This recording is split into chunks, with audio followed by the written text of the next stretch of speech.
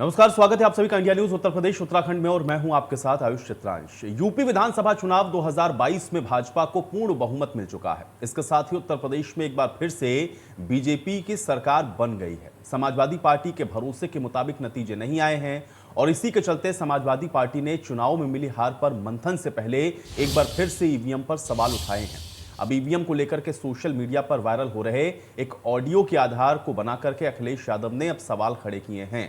उन्होंने supreme court और राष्ट्रपति से इस मामले का संज्ञान लेने और ऑडियो में बोल रहे युवक को सुरक्षा देने की मांग की है। दरअसल ऑडियो एक व्यक्ति खुद को अध्यापक बताते हुए कह रहा है कि उसकी चुनाव में ड्यूटी लगी थी और उसने देखा कि ईवीएम बदल दिए गए। ऑडियो में वो ये भी दावा कर रहा है कि सपा की सरकार नहीं आएगी, बीजेपी जीतने जा रही है क्योंकि ईवीएम बदल दिए गए। हालांकि ये ऑडियो कितना सत्य है ये जांच के बाद ही स्पष्ट हो सकता है, लेकिन समाजवादी पार्टी को इस ऑडियो के सहारे अपनी हार का ठीकरा ईवीएम के सिर पे फोड़ने का एक और मौका मिला है। तो ईवीएम को लेकर के अखिलेश यादव ने, आपको बता दें कि काउंटिंग से पहले भी सवाल उठाए थे, लेकिन अब ईवीएम के बदले जाने को लेकर एक बार फिर से सवाल अखिलेश यादव ने उठाया है और उसको लेकर के अखिलेश यादव ने ट्वीट करते हुए इस बात को कहा है। चूंकि एक ऑडियो वायरल हो रहा है, ये कथित ऑडियो है, अब इसमें कितनी सच्चाई है इस ऑडियो में ये देखना बहुत अहम है, लेकिन अब इसको लेकर के जो सवाल है वो उठ रहे हैं।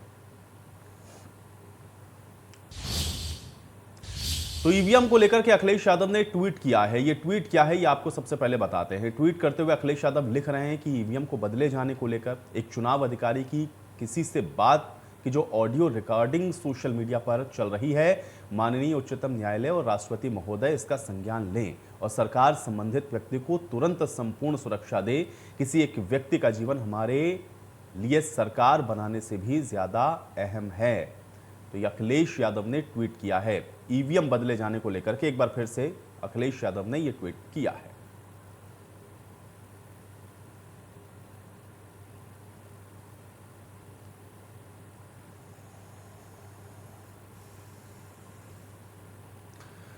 तो चुनाव में अब जिस तरह का प्रदर्शन रहा समाजवादी पार्टी का और जिस तरह से भारतीय जनता पार्टी ने वापसी की है, उसके बाद कई तरह की बातें सामने आ रही हैं। इसके पहले भी ईवीएम को लेकर के आपने देखा है कि सवाल उठते रहे हैं, लेकिन एक बार फिर से अखिलेश यादव की तरफ से एक ट्वीट करते हुए एक ऑडियो के आधार पर सवाल फिर से अखिलेश यादव ने उठाए हैं। लेकिन इसको किस तरह से देखा जाए, इसके क्या मायने हैं, आज इसी पर चर्चा करते हैं। सचिन यादव हमारे साथ, नेता समाजवादी पार्टी, जुड़ चुके हैं। सचिन जी, बहुत स्वागत है आपका इस चर्चा में। सचिन जी, आपसे मेरा पहला सवाल ही यही है, क्योंकि इसके पहले भी हम लोगों ने देखा, काउंटिंग से पहले भी जो वायरल वीडियोस थे उनको सामने रखते हुए और इसके अलावा ईवीएम बदली जा रही हैं, ये बात भी अखिलेश यादव ने उठाई, लेकिन अब फिर से एक ऑडियो को लेकर के अखिलेश यादव की तरफ से ट्वीट किया गया है। इसको किस तरह से देखा जाए और ईवीएम को लेकर के ये सवाल क्यों है, आपका पहला रिएक्शन चाहूंगा। देखिए, ऐसा है कि उसमें गाजीपुर में कासिम नगर में वहां पर उनकी ड्यूटी लगी थी। जो पीटासीन थे उनका वीडियो जो ऑडियो जो वायरल हुआ है, उसके आधार पर आदरणीय राष्ट्रपति जी ने कहा है कि उनकी जान को हो सकता है खतरा हो जाए, तो इस पर उन्होंने माननीय सर्वोच्च न्यायालय और महामहिम राष्ट्रपति जी के लिए कहा है। तो इसमें गलत तो कुछ होगा नहीं। बिल्कुल सही बात यह है कि अगर ऑडियो कहीं ना कहीं अगर वायरल हुआ है तो उसकी कहीं ना कहीं अभी जांच होगी। सचिन जी, लेकिन ईवीएम को लेकर के जो सवाल हैं उस पर भारतीय जनता पार्टी का कहना यह है कि ईवीएम को लेकर के सवाल आप लोग तब उठाना शुरू करते हैं जब आपको लगता है कि सफलता नहीं मिल रही या आप जीत नहीं रहे हैं, और इसलिए वो ठीकरा ईवीएम पर आप लोग फोड़ देते हैं। अब ऑडियो वायरल हो रहा है, उसके तथ्यात्मक सच्चाई कितनी है ये तो वाकई में जांच का विषय है, लेकिन ईवीएम को लेकर के बार बार सवाल उठाया जाना ये इस बात को दर्शाता है कि हार का ठीकरा ईवीएम पे फोड़ा जा रहा है। भारतीय जनता पार्टी इसको बार बार कहती है, आपका रिएक्शन इस पर भी मैं चाहूंगा। देखिए, ऐसा है कि समाजवादी पार्टी के राष्ट्रीय अध्यक्ष आदरणीय अखिलेश यादव जी ने पहले ही कहा था कि ईवीएम को आपने देखा होगा कि चुनाव के 2 दिन पहले गाजीपुर हो या फिर पूर्वांचल के कई जनपद ऐसे रहे हैं जिनमें लगातार ईवीएम को लेकर ईवीएम कहीं कूड़े की नगरपालिका की गाड़ी मिल रही है या फिर कहीं पे आप देखिए डीसीएम में जा रही है या किसी अन्य वाहन से, सरकारी वाहन से ईवीएम की इधर से उधर छिड़कानी हो रही थी लगातार, जिसको लेकर आपने देखा होगा बनारस के डीएम और वहां के कमिश्नर को वहां आपने देखा होगा कि उन्हें हटाया गया। तो कहीं ना कहीं ये प्रशासन ने माना, वहां गलती तत्काल प्रभाव से उन्होंने मानी और इस पर उन्होंने कार्रवाई की, चुनाव आयोग ने कार्रवाई की। तो आप देखिए कहीं ना कहीं अगर आप कहते हैं कि समाजवादी पार्टी, अगर समाजवादी पार्टी आवाज नहीं उठाएगी तो कौन आवाज उठाएगा? और दूसरा, ये तो प्रशासन का साफ साफ दिखाई दे रहा है, ऐसा तो है नहीं कुछ कि अपना केवल अंदाज में कह दिया हो, ऐसे झूठ बोल दिया हो, ऐसा तो है नहीं। हम लोगों के पास तथ्य हैं, आधार तथ्यों के आधार पर हम लोगों ने कहा है, और ये बिल्कुल सच्चाई थी, क्योंकि समाजवादी पार्टी ने और गठबंधन के साथियों ने फिर तत्काल प्रभाव से लेकिन सचिन जी उसको लेकर के इसका सवाल संज्ञान लिया। बिल्कुल, लेकिन सचिन जी सवाल उसको लेकर के ये भी है कि अगर आप ये कह रहे हैं कि भाई इस तरह से धांधली करने की कोशिश हो रही थी या फिर मिली भगत से उसको बदला जा रहा था, तो ये तो पहले चरण के बाद से भी शुरू हो सकता था। पहला चरण होता है 10 तारीख को, 10 फरवरी को वोट पड़ता है, उसके बाद स्ट्रांग रूम में ईवीएम चली जाती हैं। लेकिन 7वें चरण की वोटिंग के बाद आप लोग इस तरह की बातों को उठा रहे हैं, तो अगर किसी को ऐसा करना होगा तो वो पहले फेज से ही करना शुरू कर देगा। ये आखिरी चरण तक आते आते इस तरह की बातों को उठाना, क्या ये अंदाजा हो गया था? नहीं नहीं, मैं ये कह रहा हूं, बिल्कुल सही बात आपने कही, और 100% ये ऐसा हुआ है, जैसा कि अभी पीठासीन अधिकारी के ऑडियो क्लिप में जैसा जारी हुआ है। अगर ये तथ्यों अगर बिल्कुल सही पाया जाता है तो आप बिल्कुल समझिए कि कहीं ना कहीं ईवीएम में गड़बड़ी रही है, और लगातार गाड़ियों में और सरकारी वाहनों में, नगरपालिका के कूड़े की गाड़ी में अगर ईवीएम पकड़ी जाती है तो कहीं ना कहीं उत्तर प्रदेश के चुनाव आयोग ने इसको पहले संज्ञान नहीं लिया है, इस पर कार्रवाई नहीं की है, जिसका खामियाजा उत्तर प्रदेश के चुनाव नतीजों में भुगतना पड़ा है।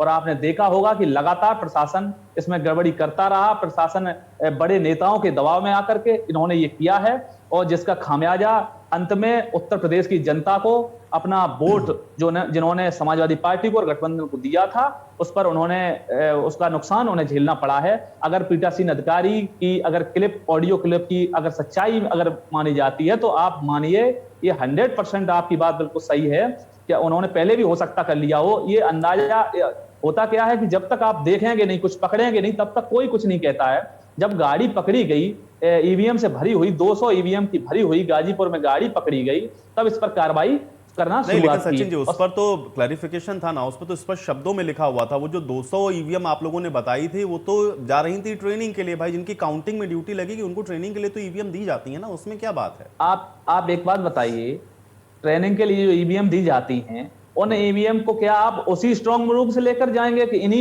ईवीएम को लेकर जाना है? ये बिल्कुल सरासर गलत है। अगर कोई बता रहा तो हो सकता है उसको जानकारी अभी नहीं है इस चीज की कि ईवीएम उस स्ट्रांग रूम से जहां अगर आपको ईवीएम ट्रायल के लिए ले जानी है तो आप अलग से ईवीएम लाइए। आप उन्हें ईवीएम को क्यों ले जा रहे हैं जो स्ट्रांग रूम में रखी हैं? डीएम साहब ने ये गलती भी मानी और डीएम साहब को तत्काल प्रभाव से उन पर कार्रवाई भी की गई, तो आप इससे नकार नहीं सकते। तो कार्रवाई क्यों की गई? अगर आप कह रहे हैं ये बात तो मैं मान रहा हूं, लेकिन आपने कार्रवाई क्यों की?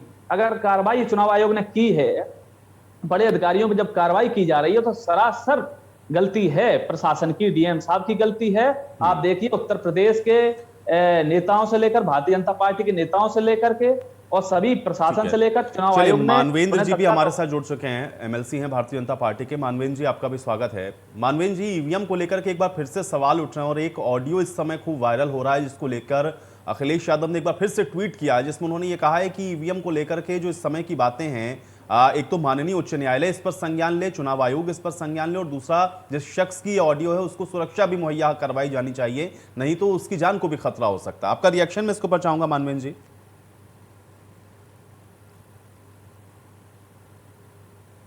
ऑडियो बंद है मानवेंद्र जी, एक बार अनम्यूट कर लें आप अपनी ऑडियो। अखिलेश यादव जी 2 महीने से लगातार ये कह रहे थे कि समाजवादी पार्टी जीतेगी और फिर दंगों का शासन आएगा, इस प्रकार की भाषा बोल रहे थे कि हम एक एक को देख लेंगे। और जब जनता ने उनको दिखाया कि किस प्रकार से योगी आदित्यनाथ जी ने सुरक्षा 5 वर्ष में दी है, गुंडे माफियाओं को जेल के अंदर भेजा है, उसके कारण से जनता का जब राशन मिला है, जनता को मुफ्त वैक्सीन मिली है, जनता को सुरक्षा मिली है। लोग कहते थे कि सब पैसे छीन लेते थे और छीनने के बाद कहते थे कि साहब मेहनत नहीं हुई, तो फिर पीछे थे तो डंडे लगाते थे। बोले आज भारतीय जनता पार्टी की योगी जी के शासन में जनता सुरक्षित है और महिलाएं सुरक्षित हैं। एक हमारी जाट बेटी है उधर मुजफ्फरनगर बागपत में, उससे पूछा कि भाई जाट लोग तो गठबंधन में वोट दे रहे हैं, तो उसने कहा कि हाँ हमारे पिता पंचायत में जा रहे हैं। लेकिन वो पंचायत में जा रहे हैं, लेकिन हमें सड़कों पर घूमना है। उस एक बेटी की बात ने कितना बड़ा मैसेज दे दिया कि हमें सड़कों पर जाना है, हमें सड़कों पर निकलना है, और सुरक्षा केवल योगी आदित्यनाथ दे सकते हैं।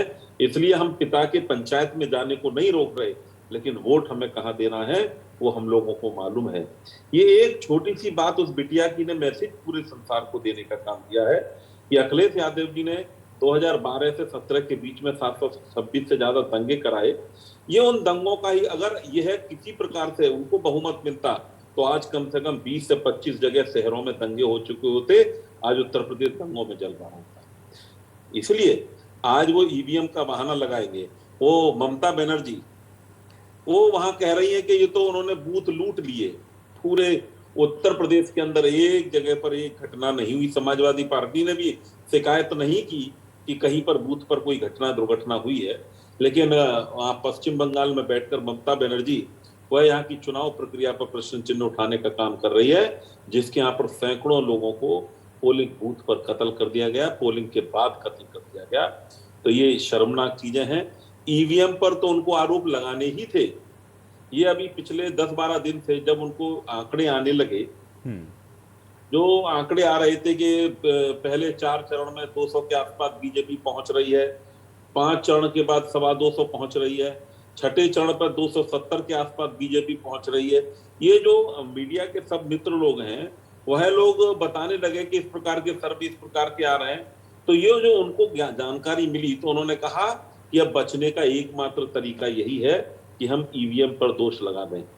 आप बताइए, ईवीएम पूरे विश्व की सबसे पारदर्शी व्यवस्था है, इसमें कहीं एक वोट का भी हेरफेर नहीं होता। वीवीपैट आज लगे हुए हैं, कितने वोट पड़े हैं वह वीवीपैट की में पर्ची गिरती है, और वहां उस पर्ची को भी आज रैंडमली 5 लॉटरी के आधार पर 4, जो पूरा विधानसभा क्षेत्र है 400 बूथ हैं, उसमें से 5 बूथों के वीवीपैट को हम लोग उसमें निकाल कर उनकी पर्चियां गिनते हैं। मशीन की गिनती और वीवीपैट की गिनती नहीं, मान लीजिए, देखिए इसको लेकर के तो हम लोग बहुत बार डिस्कशन कर चुके हैं, ईवीएम की सुरक्षा को लेकर के भी बहुत लंबा डिस्कशन हुआ है। लेकिन एक चीज मैं आपसे फिर जानना चाहूंगा, एक तो ये अभी जो ऑडियो वायरल हो रहा है जिसमें कथित तौर पर एक शिक्षक जो कि कह रहा है कि उसकी पीठासीन अधिकारी के तौर पर ड्यूटी लगी थी, उसने खुद देखा कि वो ईवीएम बदली जा रही हैं और इसलिए समाजवादी पार्टी तो जीतने वाली नहीं है, कि ये ऑडियो। दूसरा, जिसको समाजवादी पार्टी ने काउंटिंग से पहले बताया कि वो 200 ईवीएम वहां पर पकड़ी गई, कूड़े के ढेर में मिली ईवीएम्स। तो अगर इस तरह की जो चीजें हो रही हैं तो इसको लेकर के शक व शुबा तो लोगों के जहन में आना स्वाभाविक है। इस ऑडियो की ऑथेंटिसिटी क्या है? कोई भी समाजवादी पार्टी के 2 लोग मिलकर ऑडियो बना लें कि चलो भाई ऐसा ऑडियो खेलेंगे, और वह एक ऑडियो बनाकर रिलीज कर देंगे और फिर अखिलेश यादव उसको ट्वीट कर देंगे।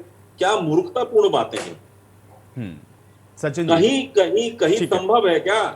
अभी विधायक मैं जवाब ले लेता हूं। के साए में मैं ये कह रहा हूं, संगीनों के साए में ईवीएम रखी हैं और वहां पर समाजवादी पार्टी के, बहुजन समाज पार्टी के, भारतीय जनता पार्टी के कार्यकर्ता सब लोग ईवीएम के सामने सुरक्षा में बैठे। उसमें से जादुई चिराग निकल कर आएगा, वह ईवीएम को अंदर से निकालेगा और उनको बदलेगा, और फिर उसमें ताले के बंद अंदर ही अंदर उसमें हवा में उनको रख देगा। क्या माने, कहाँ तार्किक बात? आज वैज्ञानिक युग में हम इस प्रकार की चर्चा मूर्खतापूर्ण करते हैं, बहुत दुर्भाग्यपूर्ण है। सचिन जी, मैं विधायक जी को बताना चाहूंगा उनकी जानकारी के लिए कि सबसे पहले तो उन्होंने कहा कि समाजवादी पार्टी के राष्ट्रीय अध्यक्ष आदरणीय अखिलेश यादव जी ने अपने भाषणों में कहा कि अभी दंगों की सरकार आएगी। पहली बात, ऐसे पद पर विधान परिषद सदस्य होने के बावजूद, आप एक जिम्मेदार संवैधानिक पद पर होने के बाद आपको ऐसे गैर जिम्मेदार बयान बिल्कुल देने की कोई आपको इजाजत नहीं देता है। आपको माफी मांगनी चाहिए और इस बात पर कि उन्होंने दंगे वाली कोई बात किसी भी भाषण में कही हो, पहली बात। दूसरी बात, आपके नेता और माननीय मुख्यमंत्री जी ने लगातार बिल्डोजर से लेकर हिंदू, मुस्लिम और ऐसी धार्मिक उन्माद फैलाने की लगातार बात की उन्होंने। समाजवादी पार्टी के नेताओं ने कोई ऐसी बात नहीं कही है। मैं इस पर कहना चाहूंगा मानवेंद्र जी से, माननीय विधायक जी से मैं कहना चाहूंगा कि उन्होंने अभी जो राष्ट्रीय अध्यक्ष जी के लिए कहा है उस पर उन्हें तत्काल प्रभाव से माफी मांगनी चाहिए कि उन्होंने दंगे के लिए कोई भाषण दिया हो। आप उन्होंने सैकड़ों बार उन्होंने सैकड़ों मैं इंडिया न्यूज के माध्यम से आपसे मानवेंद्र जी, मैं आपसे कहना चाहूंगा कि मैं समाजवादी पार्टी की तरफ से आदरणीय अखिलेश यादव जी के लिए जो आपने अभी शब्दों का प्रयोग किया है या उसके लिए आपको तत्काल प्रभाव से माफी मांगनी होगी, क्योंकि आपने अभी कहा कि उन्होंने दंगा भड़काने के लिए कोई बात कही। राष्ट्रीय अध्यक्ष जी ने ऐसी कोई बात नहीं कही, और कोई अगर वीडियो आपके पास है तो तत्काल उसको पेश करिए अभी सबूत के तौर पे, या तो आप दिखाइए, नहीं तो आप तत्काल प्रभाव से माफी मांगिए। आप सैकड़ों वीडियो ऐसे हैं। सबसे पहले नहीं, सैकड़ों छोड़िए आप, ये भारतीय जनता पार्टी की रणनीति बन चुकी है कि झूठ बोलना, तो आप इस पर आप कुछ कह नहीं सकते। आप तत्काल बताइए या फिर वीडियो अभी पेश कीजिए। अगर आप ऐसी बात करेंगे, नहीं सरासर झूठ बोल रहे हैं आप, इतने संवैधानिक पद पर होने के बाद। आप एक बात बताइए, आप हमें 12 जनपदों से आप अभी जो चुनाव हुआ उसमें से आप जीत कर आए, लगातार आपको ऐसे गैर जिम्मेदार बयान दे रहे हैं। आपको शर्म आनी चाहिए। बिल्कुल झूठ बोल रहे हैं आप, बिल्कुल। कहां दंगे की बात करते हो? क्या दंगे की बात करते हो आप? बताओ क्यों झूठ बोल रहे हो आप? नहीं, आपने अखिलेश यादव जी का वीडियो सुना जिसमें पुलिस को धमका रहे हैं? नहीं, कौन से वीडियो की बात कर रहे हैं आप? पुलिस की बात कर रहे हैं आप? पुलिस अगर कोई गलत काम करेगी तो पुलिस से नहीं कहा जाएगा? उसमें दंगा भड़काने पुलिस को क्या कर रही थी पुलिस वहां? नहीं, जब आपको देखिए एमएलसी साहब, आपको जानकारी नहीं है उस मामले की, उस रैली की आपको जानकारी नहीं है। सुनिए मैं सुन रहा हूं, बिल्कुल। मैं उसका जवाब दे रहा हूं। उन्होंने कहा, राष्ट्रीय अध्यक्ष जी ने, ए पुलिस ये क्या बदतमीजी कर रहे हो? क्यों कहा उन्होंने? अरे कम से कम आप एक बात बताइए, आप इसमें कहां दंगा भड़काने की बात आ गई? आपको शर्म आनी चाहिए। भारतीय जनता पार्टी के लोग टीवी पर आकर सरासर झूठ बोलते हैं, लोगों को शर्म नहीं आती है? आप इतने संवैधानिक पद पर बैठे हैं, आप माफी मांगे अभी तत्काल प्रभाव से, आपको माफी मांगनी होगी। मैं इंडिया न्यूज से निवेदन करता हूं कि आप एमएलसी साहब से या तो ऐसे गैर जिम्मेदार लोगों को यहाँ पर चैनल पर बिठाने की कोई जरूरत नहीं है। आप तत्काल प्रभाव से कहिए, राष्ट्रीय अध्यक्ष जी के लिए, समाजवादी पार्टी के राष्ट्रीय अध्यक्ष के लिए, आप राष्ट्रीय नेता के लिए आप इन शब्दों का प्रयोग करेंगे? आप बताइए। आप दंगा भड़काने की बात करते हैं? कौन से भाषण में कहा? आपके पास जवाब ही नहीं है, और किसी नेता के पास जवाब नहीं है भारतीय जनता पार्टी के पास। ऐसे झूठ फैलाने का काम करते हो। हम आपको नहीं, कौन सा वीडियो दिखा देंगे? अभी दिखाइए वीडियो, अभी दिखाइए आप। नहीं तो आप माफी मांगिए। नहीं, आप माफी मांगिए। नहीं तो आप माफी मांगिए या तो वीडियो दिखाइए। कोई वीडियो नहीं है आपके पास। अनेकों कोई वीडियो नहीं है आपके पास। मैं कह रहा हूं एमएलसी साहब, आपके पास कोई वीडियो नहीं है। आप सरासर झूठ बोल रहे हैं। आप सरासर झूठ बोल रहे हैं। क्यों आप ऐसी बात करते हो? धार्मिक उन्माद फैलाने की बात करते हो हमेशा। भारतीय जनता पार्टी के लोग लगातार झूठ बोलते रहते हैं।